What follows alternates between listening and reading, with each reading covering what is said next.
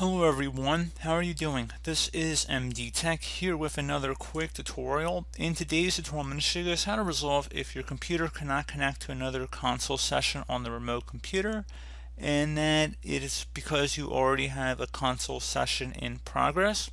So it should be a pretty straightforward tutorial, guys, and without further ado, let's go ahead and jump right into it. So what we are going to start with is opening up the start menu.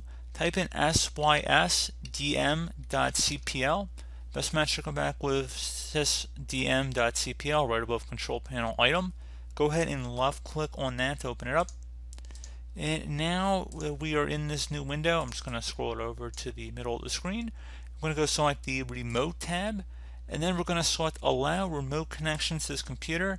And you also want to make sure the corresponding entry underneath where it says allow connections from only computers running the remote desktop with network level authentication is also checkmarked in there. So make sure that is selected there. Another thing you can do here as well would be to select user, so select that. So you can see this is our current user account here. This already has access. If you were trying to access an account that did not have access listed here, we're going to go select the add option. Now you want to enter in whatever user account you want to give access to if it's not the one that's already listed here as having access. So I'm just going to give one example here. You probably don't want to do this in your case because I'm just going to type in everyone, but if you had a specific user account, you want to just type that in lieu of this place value I'm just putting here, and then you would select check names, and then you would enter in an object name right here and select OK. So then you would select OK again.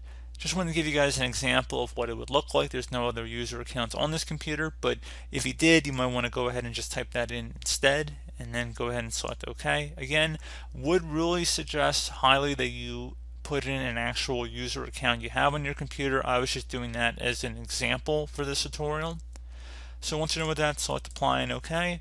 One further thing you can try here would be to make sure that you are using the correct IP address here. And you want to make sure it's the same IP address as the remote computer. So we're going to go ahead and just show you guys how to do that. So open up the start menu, type in CMD, best match to go back with command prompt, right click on that and select run as administrator.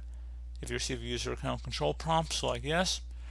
Now I'm going to blur this out once it actually starts coming up with information, but we're going to type in ipconfig. So again, ipconfig, hit enter on your keyboard. So where it says IPv4 address, this is what it should be showing up in your case here. So if you follow all the dotted lines, there will be IP address listed in here. That's the IP address that's assigned to your local network, which is assigned by the DHCP server.